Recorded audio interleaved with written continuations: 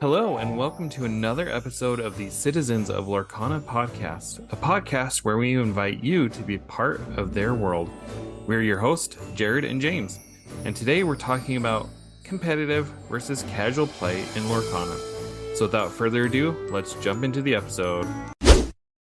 Hey everyone, before we get into the meat of the episode, we're actually going to time hop to a conversation that we have with Adara discussing a brand new card that Disney Lorcana was kind enough to allow us to reveal. So we're going to hand it over to ourselves. Hey, everyone. Welcome to a very special edition of the Citizens of Lorcana podcast. Or maybe I should say, welcome to the very first Citizens of Lorcana live cast. Today, we are joined by co-host extraordinaire James Riley, and then the one, the only, the amazing guest co-host Adara. Hey guys, how excited are we? Oh man, super excited, but also super nervous as this, this is being our first live stream, and hope it goes well. So, yeah, excited and nervous.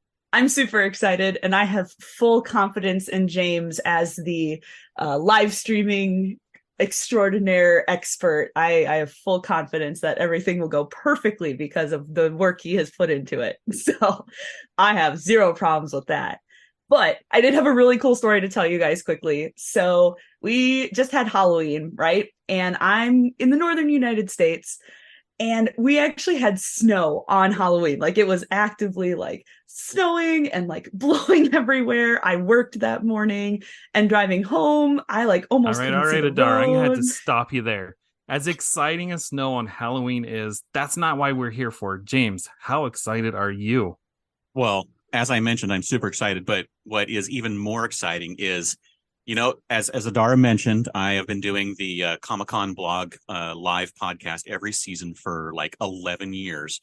And this background behind me here has been here, I think, for at least 5 years. But I made a change. I added my Brave Little Taylor D23. All right. I'm going to have to cut both of you guys off. No more tangents. We aren't going down any more rabbit holes. We are recording live after all. It's not like I can go back and edit this stuff out. We are here for one reason and one reason alone, and that is to reveal a brand new, never before seen Lorcana card. Woo! So without further ado, James, take it away. All right. Okay. So here we go. Here is the card. Are we ready? There it is. Ready. Oh! Beautiful rainbow. It's Sir Hiss, isn't it? All right. So let's get going here. Time for the card reveal. And now let's go. Like, oh, hey. Okay, so this is a 4-cost uninkable. And as you can see, there is some blue in there, but we don't know what that actually means. So it's blue. I wonder if there's a flounder in there. Maybe. Tiana has a lot of blue, and she's a steel card, so we'll find out. Okay, next.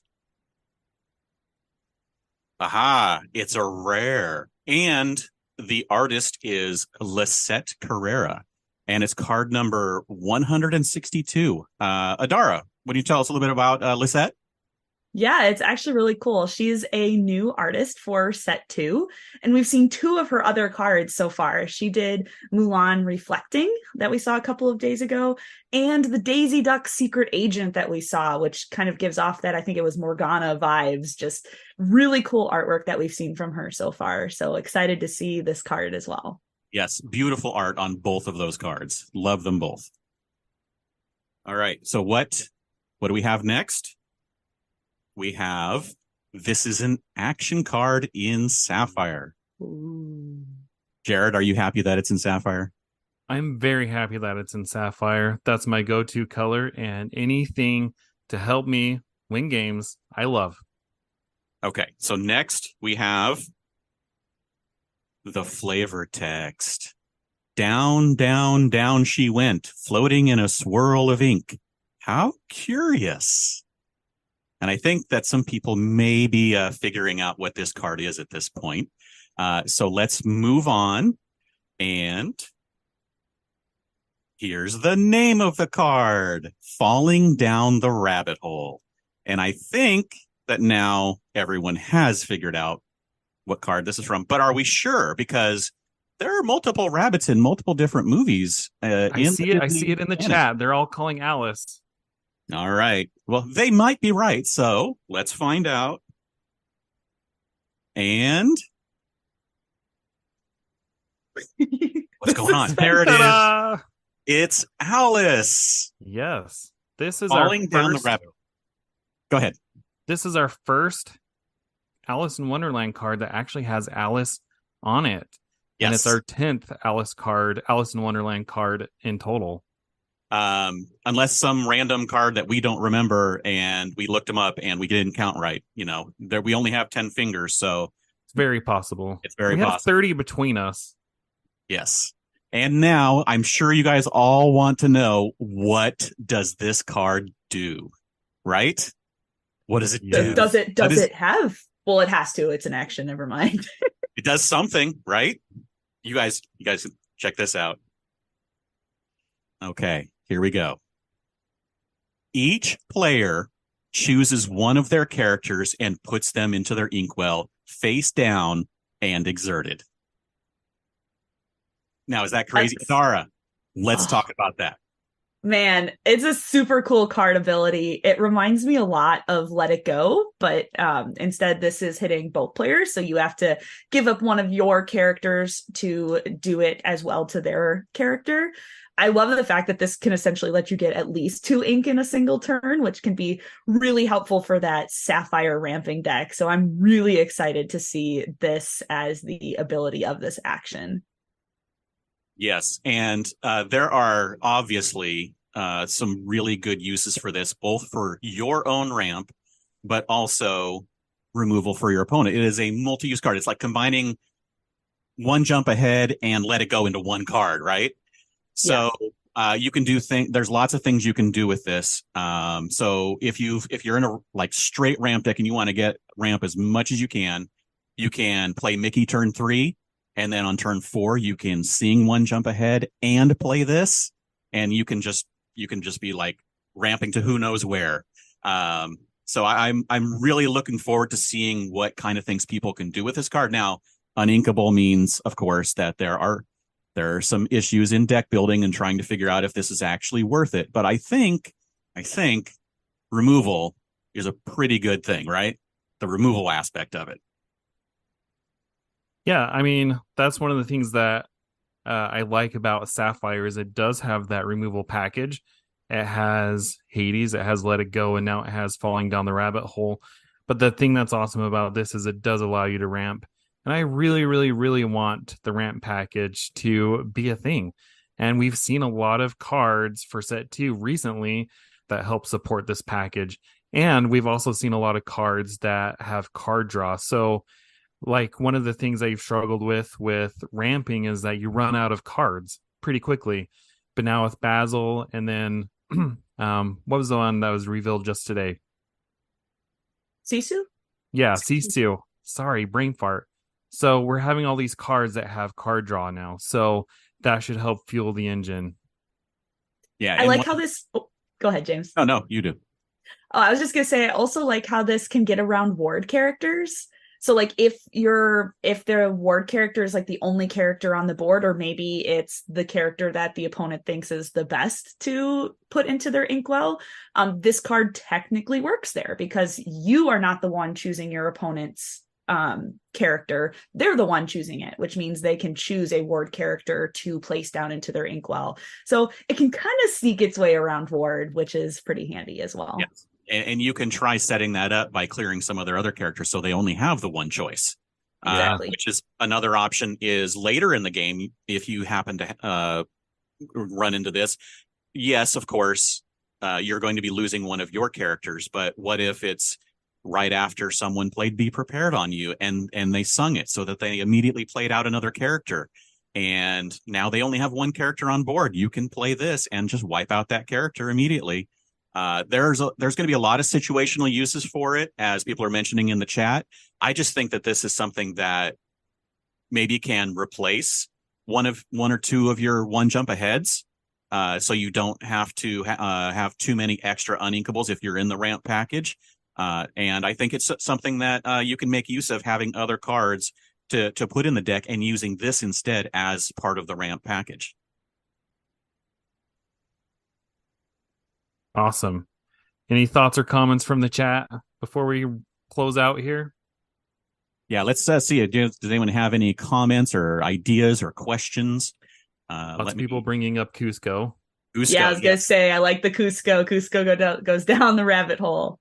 But is he a llama when he goes down the rabbit hole is the question. Yeah, where's Llama Cusco?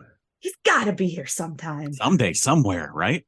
And while we're waiting for some responses to come in, just wanted to take a moment to give a big thank you to Ravensburger and the Disney Lorcana team for allowing us to reveal this card. This has been a truly honor of our Lorcana experience, and just super grateful for that. Yes, thank you so much, Team Lorcana, Ravensburger. We really appreciate it. Yes. See, is this playable if your characters, if you have no characters on board but your opponent does? I think so. I mean, isn't it you don't have to fulfill, like the Elsa, if you don't have if the character's already exerted, you don't have to fulfill that portion of it to fulfill the second portion.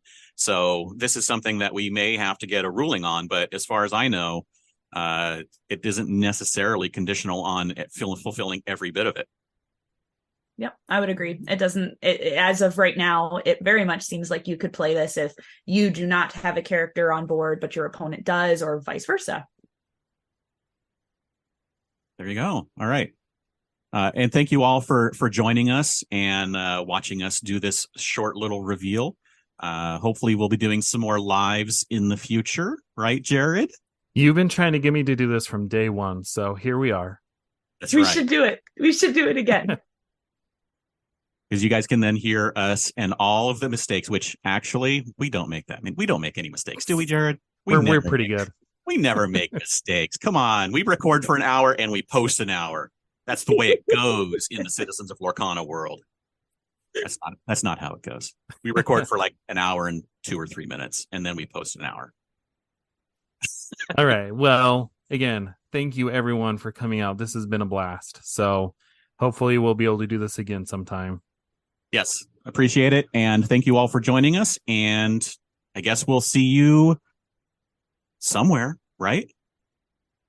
Actually, you can listen to this again tomorrow morning along with the rest of our next podcast episode.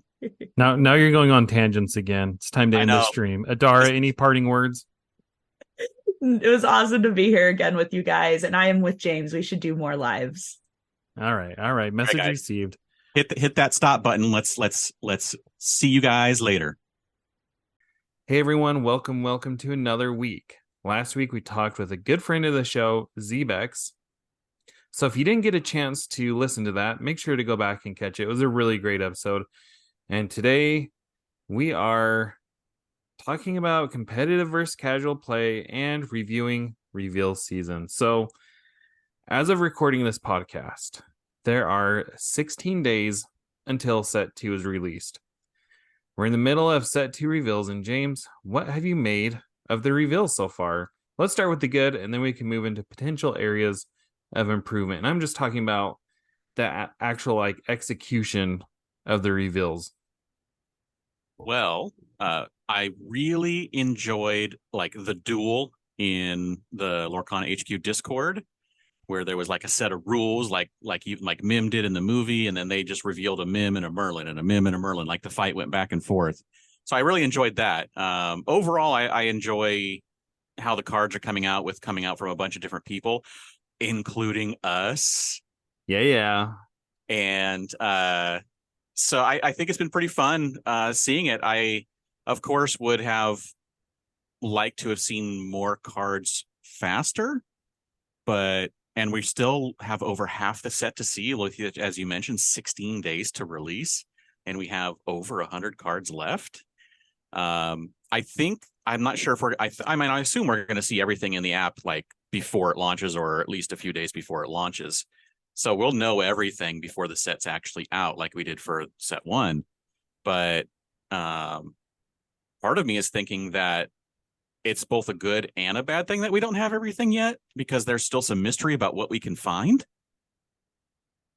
Yeah, no, I think for set one, it was the week before, like 1 week before Gen Con is when all the cards were uploaded in the app. For me, the good that I've enjoyed from the release of set two, I love seeing all the international reveals. I think that's so cool. I've enjoyed going into the German Discord when they had all their reveals, and I joined the French Discord to look at the French reveals. And I've also enjoyed trying my hand at Google Translate and trying to make sense of the card, because as you know, one of the things I like to do is to reshare these cards on Twitter as soon as possible. And a lot of times the English translation just hasn't been available. So I've learned like a lot of times if you don't put the translation up, people roast you for like being dumb and not speaking the language.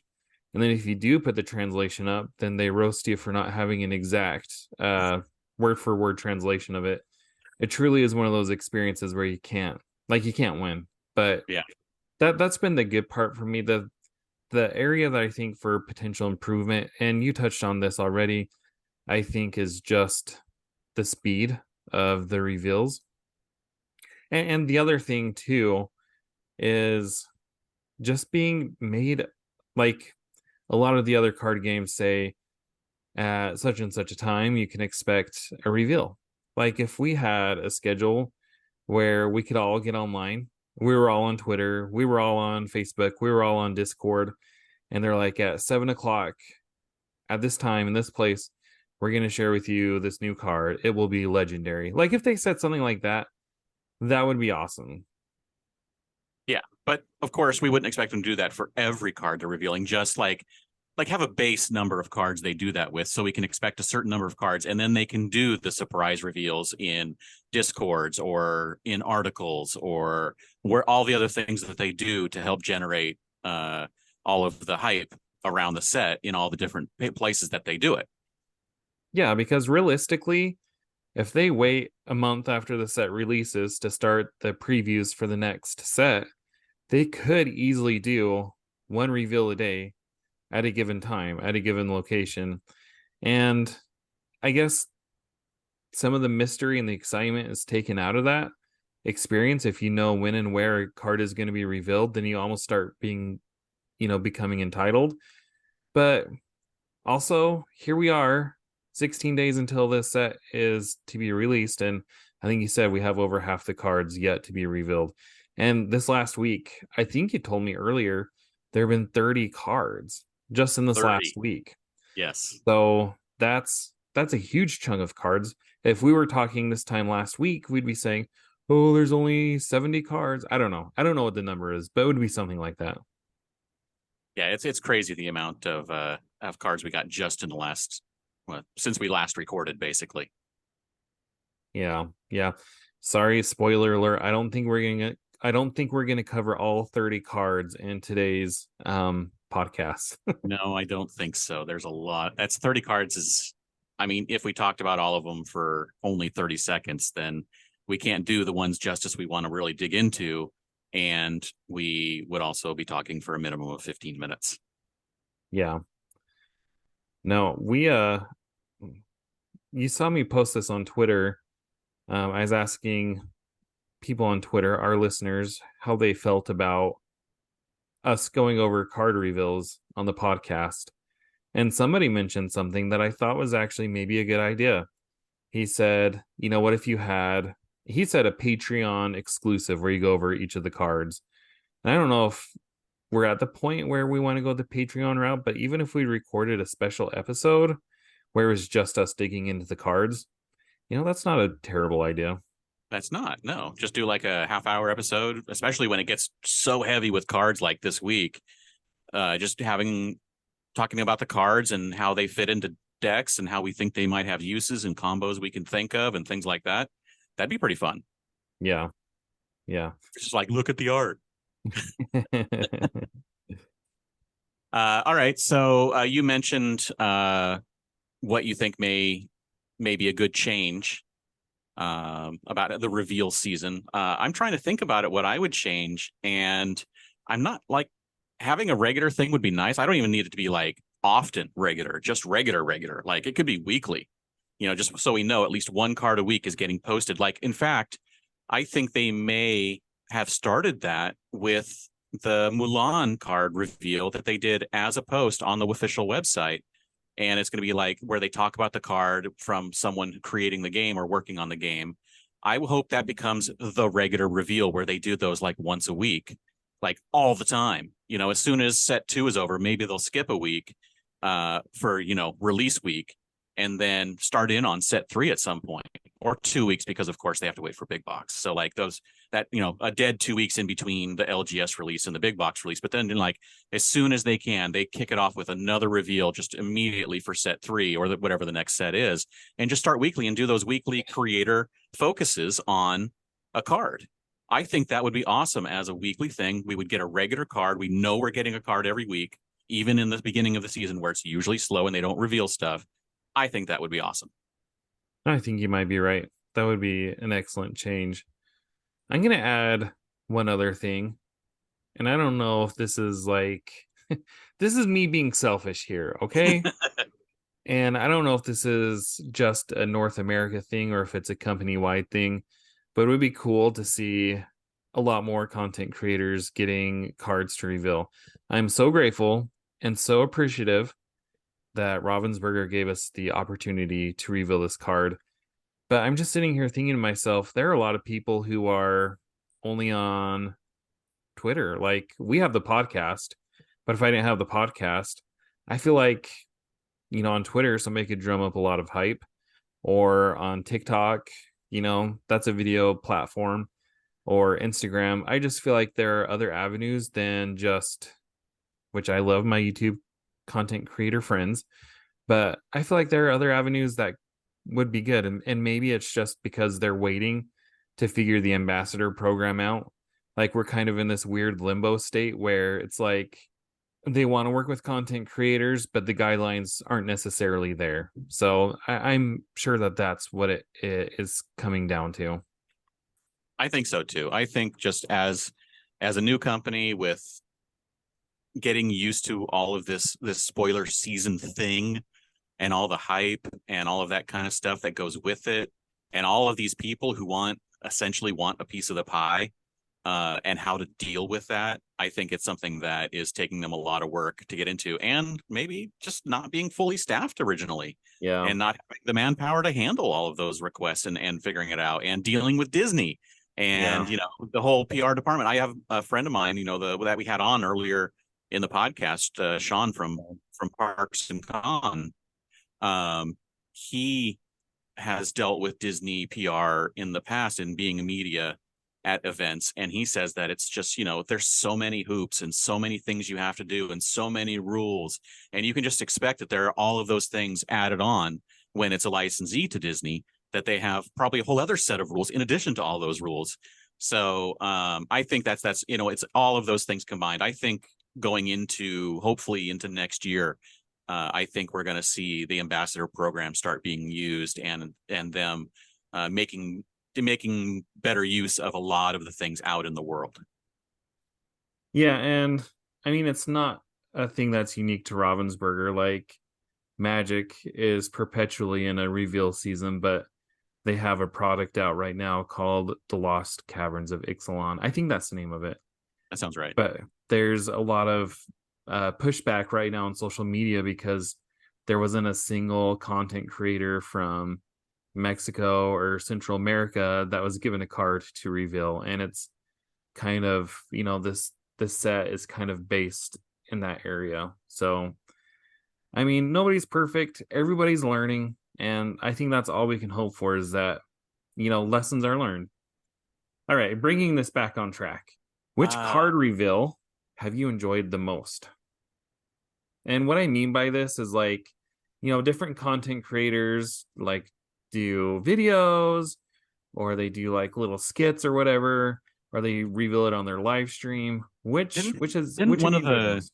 didn't one of the was it the one of the in the French Discord? Didn't one of them like make like 30 fake cards and throw the real one in a batch and say, okay, one of these is real, That was pick one it of them. out. Yeah.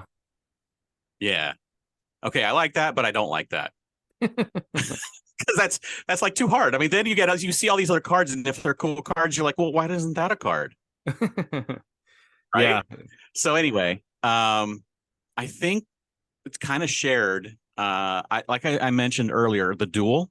I think that was really fun, and I really enjoyed how they did that in the HQ Discord. I really enjoyed that one, but also I thought it was for some reason it may be because of the card, that one of the three cards that was revealed, but when they did their post last week with the the text, the what do you want to call it, the series of tweets, where like the fourth tweet was the three promo cards and one of them was the Rapunzel. That's kind of got me like it tips it over. I just like that buried in this like really serious, here's what's happening with restocking and reprinting, and here's the what's coming up with all of this competitive play, and then, oh, by the way, here's three cards. I thought that was really cool, that just like drop three cards in the middle of this serious thing. I thought was pretty cool. All right, so you and I are going to share something in common here. I also enjoyed the French reveal. It wasn't the one that you were talking about with the 30 made up cards and the one real card. There was one where they had the image like blurred, and they would give little hints, and they weren't obvious. And even us here that were speaking English were, putting the hints in the translate to try to guess what the clue was. And every time somebody got a clue, they'd reveal, well, no, if nobody guessed the clue, then they would reveal a little bit more. And then once the character was guessed, they revealed the card. So I think that's how the Duke, the one from Cinderella, was revealed, and another one. But I don't know. I just thought that was fun. Like, I think they did a really good job with how they handled their reveals. Yeah. So next, let's talk about how we're going to use some of these cards that have been revealed. Now we know you're Sapphire boy, but which card or deck are you most excited to try out? Okay, you know me too well, because literally I was gonna say the Grand Pabby. How do you say his name? Grand I think Pabby or it's Grand Pappy? Pappy, yeah. I'm excited to give that card a try because it seems so powerful. Sapphire's gone Sapphire and Amber both have gotten a lot of healing support, or just have a lot of healing support in their decks. I really like my Sapphire Amber deck that I've been running at my locals, and to get lore every time that one of your units, every time one of your characters is healed, that seems so incredibly powerful. And I mean, as far as the ramp, like, I love the card that we got to reveal, and I love the Miss Judson. But I mean, the one that we were able to reveal, I think I could see myself playing. But the Miss Judson, like, I don't know how well these cards go into the ramp deck. I really want ramp to work, but I'm just not exactly sure how these fit into that deck. But definitely I want to try a healing deck with the Grand Pabby. How about you? Yeah, when is too much ramp too much, right? Although you gave a good scenario, you're like, you have Detective Mickey out and turn 3, and then turn 4 you use Detective Mickey to sing one jump ahead, and then you play the card that we revealed to put Mickey in the inkwell and remove one of the opponent's threats. Right. Or if you're playing multiplayer, one of each of your opponent's threats. Oof. Yeah. Yeah. Yeah. Let's see. What am I'm on? Well, I mean, it's just going back to Amber. I think it's becoming fairly obvious that Amber is the color that I'm probably going to stick with a lot. If I swap anything I might swap the steel for some emerald and see if I can make a lemon lime work, because I'm really enjoying all the stuff that we've been getting from emerald. But also, I just like want to try all kinds of different stuff again and just settle on something that I feel comfortable playing. You know, Hey, you know what? At my locals, I like take a new deck every single week. I have such a hard time settling on one. Eric, when we talked to him one of the last times, said that he has somebody that he works with that picks one deck and then sticks with it. And I have such a hard time doing that. yeah. I mean, I have two decks that I take, and one for when I'm at the ones where there's something on the line, and then the Emerald Amethyst I take when I just want to have some fun and goof around and mess with my opponent, because it's more fun. It's a more fun deck. It's not like I'm sitting there like, trying to calculate all the math and do the lines and stay on curve. I'm like, hey, look, I got Flynn. Let me play Flynn. Oh no, let me play this. And like, no, let me draw some cards this time. I'm like, oh, I lost. Oh well. Yeah. So I mean, it just depends on what I want to do. But what is been fun for me is building the Amber Steel deck in a way that fits me. So it's not like exactly the same deck. Like it's not the Steel Song deck or the aggro deck or whatever. It's just a little bit of a variation that just works for how I want to play the game. And so I want to be able to do that again. But I'm thinking that it's going to end up being with Amber again, and just figuring out if I need to stick with Steel or if I need to move over to Emerald or move to Amethyst or something, whatever, or even Amber Sapphire like you're running. I mean, that deck's pretty good, so maybe it gets even better. Who knows? Yeah, I think it does. So going on a tangent here away from reveal season, this has been on my mind ever since that tweet you were talking about where they revealed the promo cards, where they announced the organized play and competitive events. They also announced fan events. And I've just been sitting here thinking ever since then, what exactly is a Lorcana fan event? So what do you hope that those look like? I hope that they contact me to help run them. No. I hope that they contact me so that I can go to them. But no, what do I want a fan event to be? I want it to be something that is honestly 100% removed from the competitive scene. Mm-hmm.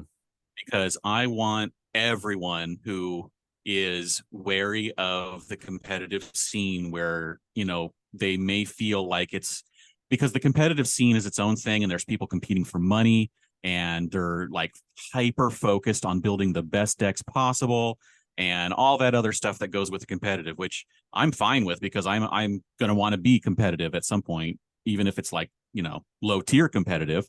But I want these fan events to be exactly that. I want it to be for the fans of the game. And I'm not saying competitive people, please don't show up, because competitive people can be fans of the game, of course, and fans of Disney and all that kind of thing.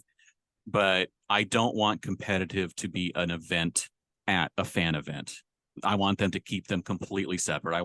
They can add fan stuff. And like you mentioned, side events at a competitive tournament, like the official like world championships, they always run like side stuff for a bunch of people. They can do that at the competitive side, but I just don't want competitive at the fan event, first of all. But I want there to be casual games. I want there to be multiplayer games. I want there to be artists. I want there to be game designers giving panels about how the game is designed, artists talking about how they design them, like we saw at Lightbox this weekend, where they had panels talking about designing a character.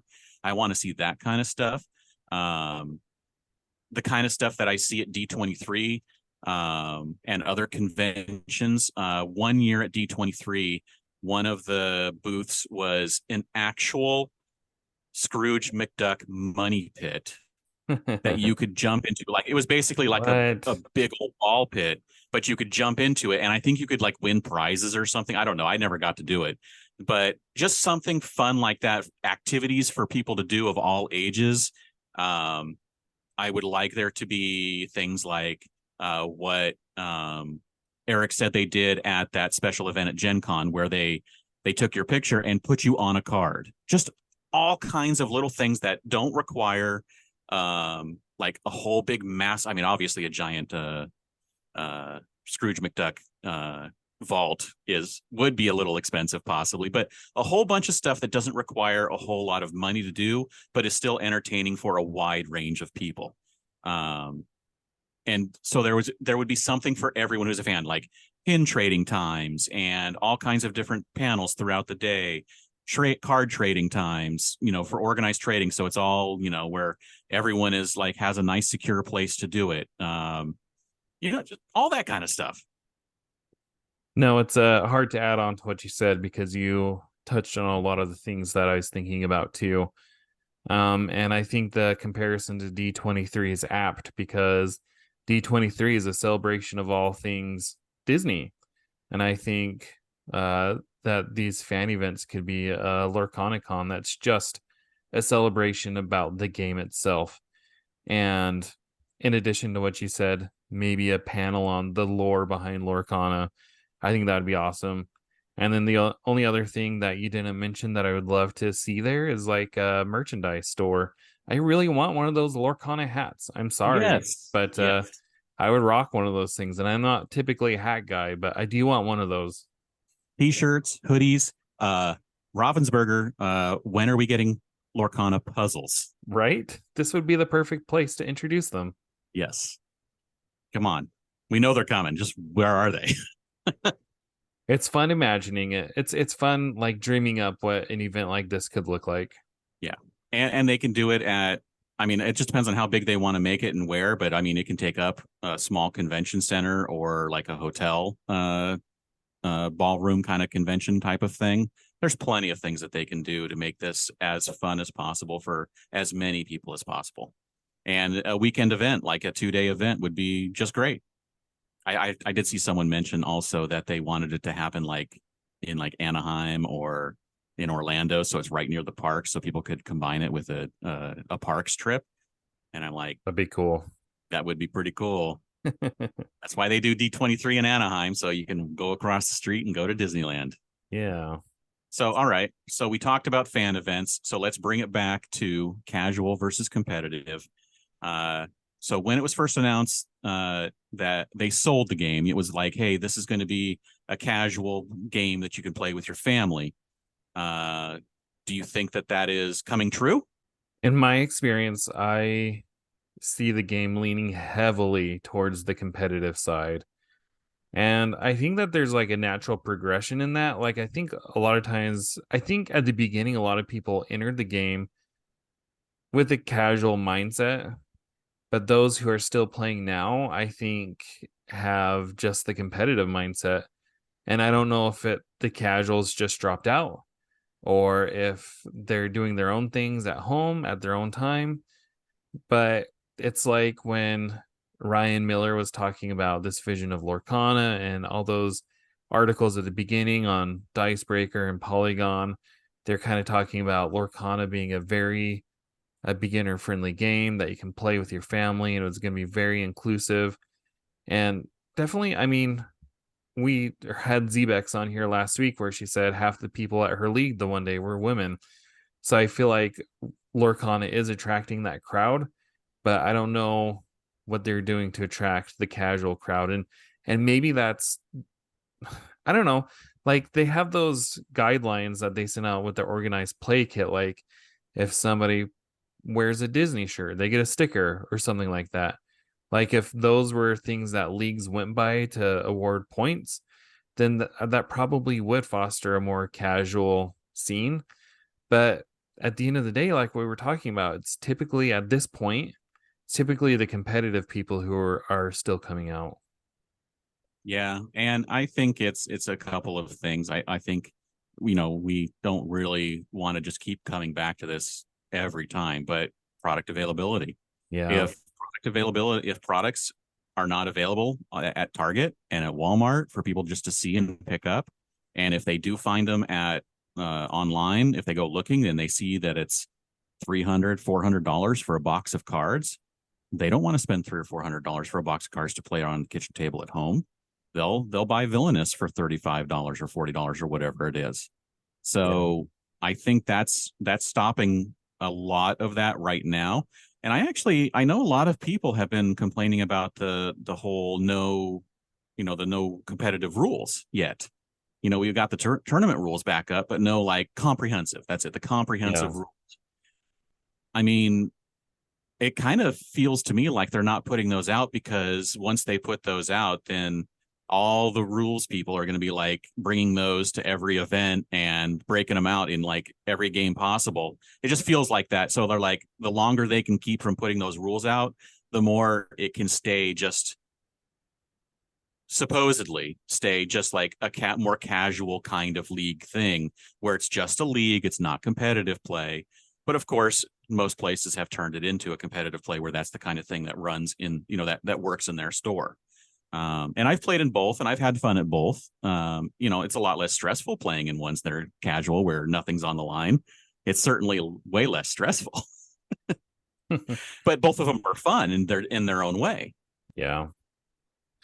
So I don't know. I think that casual will definitely swing really high once people can find it in stores, and which is why I think they're trying, in whether they're succeeding at the level everybody wants, where they're trying really hard to get product into everybody's hands and get it into stores and all that. And unfortunately, it's just not going to happen in a fast time scale. But I don't know. I mean, that kind of leads into the next thing that I wanted to talk about, was how to foster that community, because as I was thinking about this, even when you look at the different content creators out there, like, who's focusing on casual players? And you have finance guys, you have people playing on Pixelborn for the competitive, you have people going over meta for the competitive, you have people going over the news. But how would you even make content for the casual crowd? And especially regular content for the casual crowd, because really, I think it really is just like, here's things you can do to foster a casual environment, and then you're done. Right? So like, for me, fostering a casual environment, yes, the people coming in to play at most game stores are of a competitive mindset. And so how do you foster that? I think that, unfortunately, because they can't find product, the stores can't really get into the mindset of fostering a casual environment. But I think that it is partially the responsibility of the game stores to try and get people into that mindset who are coming in, but they have to be able to sell them a product to take home in order to help foster that, or I think that invite them. Go ahead. I think that they could. I mean, if you said starter deck only tournaments, or if you said commons and uncommons only tournament, that would definitely help foster a casual format. Or if you were like, all right, guys, this week we're playing an Aladdin deck, or we're playing a princess theme deck. All decks have to be princess theme. I mean, those are things that you could do to foster a casual environment. Yes. And I think advertising out into the community in some way to get people to know about it, and not calling them tournaments, like you said, calling them events, or, calling them, what they do for like the Warhammer and other miniatures games, they call them take and paints, or paint and take, whatever they want to call it, where you come in and you get to practice painting a little miniature, and then you get to take it home with you. And so they could do, for $5 or $10 entry for all the bulk they've got, or they've been buying, like they can just buy a bunch of bulk and be like, come in, we'll help you build a deck. We'll have some fun playing some games, and then you get to take it home with you. And they could run events like that, and it doesn't require them to have sealed product available that is currently hard to come by. Hopefully starter decks become more common so they can run starter deck events. But I think that there's a lot of different ways that stores could find interesting ways to help foster bringing people in. But of course, people have to know about the game to go looking for the game. And so that's one of the things that I think needs to come at some point, is advertising needs to be started beyond just the TCG sphere. Yeah, because I mean, I think at the end of the day, it all comes down to who shows up. I think the stores know that when you have a tournament with a 3 round Swiss format, people are going to show up for that with pricing on the line. They don't know if people are going to show up for a, starter deck tournament or a popper format. So I don't know. I guess it's tough. Like, I don't want to be a store owner, and I don't want to be, Lorcana trying to push, like, it's such a hard balancing act. I don't know how you handle it. Yeah. And I've seen some stores that do say, um, when you bring your decks, you can only bring them. They have to have like 2 colors only, or they have to have like villains as the main character in it or something like that. I've seen a couple of stores when I'm, scrolling through the tag on Twitter, I see stores posting things about that. So I know that people are trying different things, and I just don't know if it's working. I mean, one of the stores I go to, when they have product available, full house, 36 people every single night. Now that they don't have product available as part of the event, it's been the same exact format: 3 rounds, casual, raffle only for prizing, no winning wins you more, and the number of people got cut in a third when there wasn't product available. So like only 12 people showed up when I went at a free event. They don't even charge anymore. It's like, just come and play, and we'll raffle some prizes, and maybe you'll get a promo.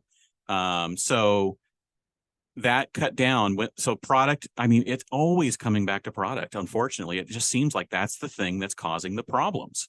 I think that will solve so many problems. It's going to cause other problems, but I think it will solve some of the problems we're seeing now. So we're going to circle back around again. We're doing a lot of circling tonight. We are getting dizzy. So we're going to circle back around to set 2. So it's time for some predictions. I can't recall what predictions we made for set 1, but I'm pretty sure we were wrong most of the time, or at least half the time, maybe. So let's make some wrong predictions again. So first, I'll ask first, and then you ask, and we'll go back and forth. So will Ruby Amethyst stay atop the meta? I don't know if it'll be on the top, but it'll still be there. It's not a very bold take, but that's where I'm staying. I think it will stay atop the meta, not necessarily as the number 1 deck, like you say. I think it will still be up there as like one of the top 3 or something. But I also think that it won't get played as much because a lot of people are finding out that the games are kind of boring and kind of lame to play with the deck, even if they're winning. I know people really like to win, but I know people also like to have fun. So I don't think everyone's going to switch, but I think enough people will that it won't be the dominant deck at every single tournament. Which new keyword or mechanic will be the most impactful? Ooh, I'm going to say, I mean, we only have the one new keyword, resist, right, so far. Yeah. I think the mechanic that's going to be the most impactful is all of the discard in Emerald. I think that whole discard package with all the available options, I think may see more people trying that out than the bounce package in Amethyst. So I think that's actually going to be the most impactful. Yeah, see, I was gonna go with the bounce package. I totally see your point though. It makes a lot of sense. I mean, the discard mechanic is a lot easier to understand, but also I see a world where if the bounce package does really well, that people are gonna start copying it. And I think I don't see it myself, but I see somebody else figuring out this bounce deck, and I could see it just being absolutely annoying. Well, so we'll discard. It's like they just introduced 2 mechanics, the discard and the bounce packages, that are going to be just like so frustrating to deal with. But I have to believe, like, with was it the dragon gem that was revealed today? I have to believe, like Zebek said last time, that they're gonna introduce more cards with recursion to bring stuff out of the discard pile. And that's such limited recursion too. We might talk about that card later. I don't know if it'll make it into the list of ones we want to talk about tonight, but it's an okay card. It's since it's uninkable and it's only a very specific recursion that it may not see very much use. So which ink do you see rising? I mean, this one's easy. Right now, with what we have revealed, it has to be Emerald. Yeah, Has I too agree. many cards like Prince John and the new Donald and the new Daisy, like all these cards that just look fun to play with. I definitely see Emerald Star Rising in the next set. Absolutely. No disagreement there. All right, which one do you see falling? Which ink do you see falling? If there is no answer to resist, I see steel falling a bit because it's all area damage from big tink and things like that. It's not like straight removal. And so I think maybe we'll see steel not being used as much if it just can't get past a resist deck. And if resist becomes a thing that a lot of people are using. So basically, steel won't be able to fight against steel. Yeah. Yeah. Unless Ruby gets some more amazing cards, I can see that falling. I mean, right now, Ruby basically only exists to help with Amethyst. And Amethyst is getting a whole bunch of stuff, and it can be paired with Emerald, like so many different things. So, as of right now, I could see Ruby Star falling as well. Right. All right. So, will we get any more Treasure Planet cards this set? I wanted to say I want to say yes, but like when they were leaking the cards that might come, like Judy Hopps and Pinocchio and Snow White, they said nothing about Treasure Planet, which really surprises me because since we got John Silver last time, I thought for sure we'd be getting more Treasure Planet this time. But I'm gonna have to say no. I think if they want to be really, really fun, and if you want to call it fun about it, we're going to get one more Treasure Planet card. And then we'll get one more in set 3. And then, like, maybe by set 4, we'll get like 10 of them, like we do the big sets, the big, franchises that they put into each set. Or they'll wait like 4 sets and have a year of one card and like just stringing all the Treasure Planet fans along for a year and then drop a bunch of Treasure Planet cards. I think that would be hilarious. You're terrible. All right. And kind of speaking of Treasure Planet, any surprise reveals like John Silver? And what I mean by that is they kept John Silver secret basically until all the cards loaded into the app a week before the set released. Do you think we're going to have any surprises like that? I think so. I think yes. I think that when they announced the 6 franchises they were adding to set 2 and they like made a big deal about that, I think that's not all the franchises that they're adding. I think there may be something like Atlantis or something like that where they just throw in one character just for fun and we don't see it until either the app gets updated or until the set comes out if they don't reveal all the cards. It's going to be Brother Bear. Brother Bear? That's your call? I'm calling Atlantis. I'm going to call Atlantis just for fun, just to see if one of. I mean, neither one of us is going to be right. We're not the overextended podcast right called Treasure Planet. Yeah, Ben. Well, props to you. You keep resting on those laurels. He's going to be using that for what, 2-3 years? Probably. All right. So the final question: will we get more lore behind Lorcana? I'm going to say a qualified yes. I just remember a quote somewhere saying that set 1 and 2 were going to set the foundation, and then 3 and 4 were really going to carry the story. And we already see bits of it, like with the Donald Duck and Mini Diver, and like even in the reveal that they did today with I think it was the Dragon Gem, where it said, we don't want this item to fall in the wrong hands. So they're laying the foundation there, but I don't know if we're gonna get like a narrative of a story at this point. I think we're still just getting a setup and breadcrumbs for a story. Yeah, because I think it was it the Gamers article that mentioned that, or one of the interviews where they mentioned that like the first 2 sets are kind of just setting up things. Yeah, we're going to get a whole story in the first 4 sets, but the first 2 are kind of just setups. So I think we're going to get more teases and bits And then I think we're going to get a lot more story in sets 3 and 4. All right. So I think we jump into the ending segments here. Let's do it. First up, Lorcana Lexicon. What is our phrase or word for today? This is actually one that was suggested a few weeks ago. It's just we kept getting good words. So this is cheating out. And you'll hear this at your game store when you play. When you're cheating a character out, you're getting them out early at a reduced cost. So the classic card is just in time for Amber, the one with Maui jumping on it. But what it does is that it's a 3 cost and allows you to bring out a 5 cost character on that turn. So you would be cheating out a 5 cost card on turn 3. So this sounds like it's basically another variation of playing ahead of the curve. Yeah. Yep. Right? It's kind of similar to that. I would say so. Cool. I knew something. Was there any news this week? I don't think there was a whole bunch of news. There's a lot of cards. Yeah.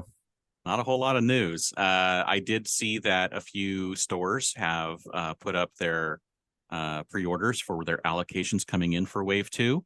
So Wave 2 is a real thing and should be here in the next week or two, depending on the distributors getting stuff out.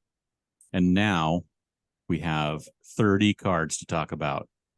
How are we going to do this? You know what? I think this episode's gone pretty long as it is anyway. Let's each pick out 1 or 2 cards, I think, that we really want to talk about. So every year on the Comic-Con schedule podcast, we're supposed to pick 1 Dark Horse panel to highlight that we didn't cover in the main body of the podcast. And I always pick like 5. So you gave me a rule and I'm probably going to break it. So let's go. You pick 1 first. Okay.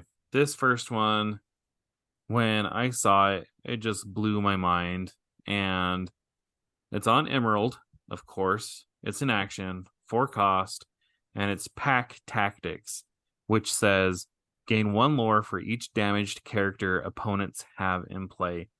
And this card, it just seems so crazy to me. If you combine this with Giant Tank, or better yet, if you have like a 5 cost character on board, you have them seeing grab your sword, and then you play Pack Tactics. And if you are playing against one person, maybe you get 3 or 4 lore for free. But if you're playing multiplayer and each of your opponents has 3 or 4 characters on the board, you slam 2 of these down and it's game over. Seriously, right? This is a crazy multiplayer card. Bonkers. It's so crazy. I don't know.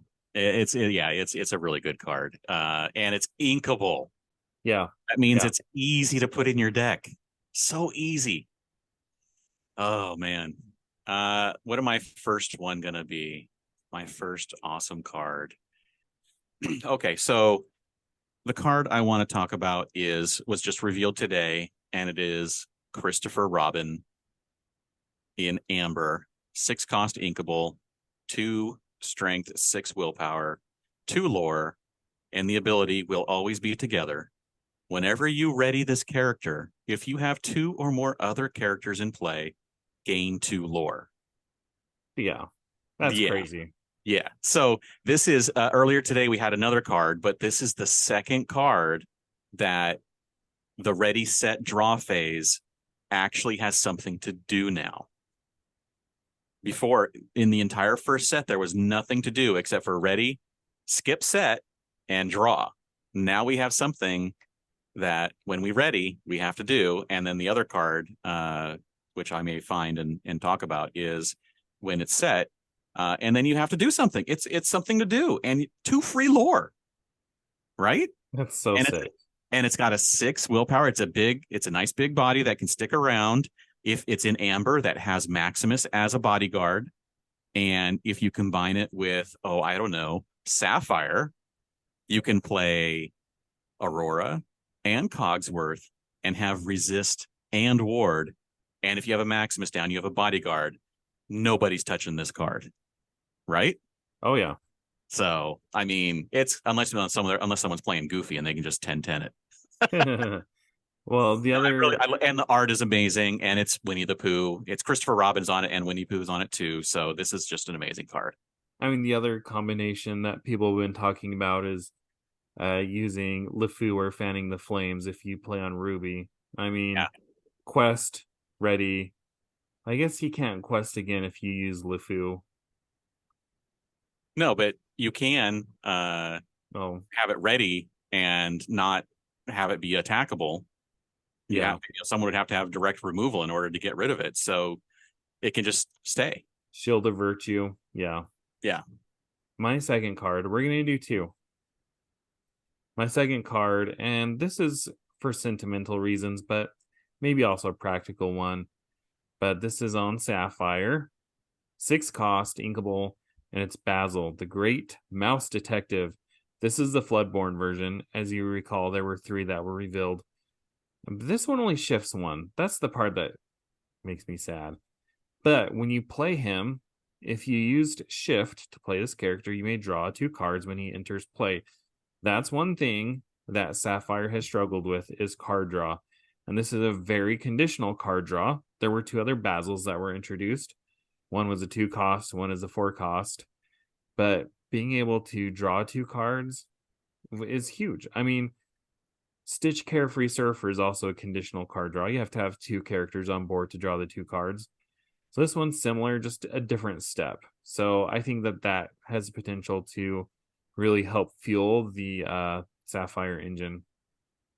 Yes, for sure. So I'm going to talk about what I consider to. I'm actually the one I mentioned. The other one that has something to do in the ready, set, draw phase, which is Donald Duck, Perfect Gentleman. 4 cost, inkable. He's Floodborn. He's got a 2 strength, 5 willpower with 2 lore, shift 3, so you can shift him out on turn 3, and the ability Allow Me. At the start of your turn, each player may draw a card. And you're like, wait a second, I don't want to help anyone by having everyone draw a card. Now it's May, so they don't have to. But why wouldn't you draw a card in the game where card draw is so important, right? Right.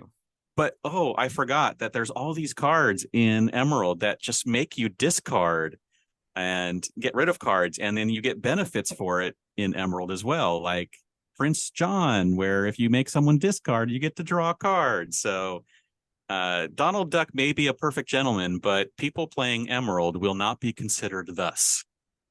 Wah, wah. Yeah. Man, there's so many other good cards, though. I want to talk about them all, like the new Bell that takes advantage of the other Bell, the legendary Bell. Stop it. And Stop it. then the amazing art that's on the Enchantress card. Yeah, that is all I amazing mentioned art. there. I'll agree. Or with that. discard with Lucifer. So much. Okay.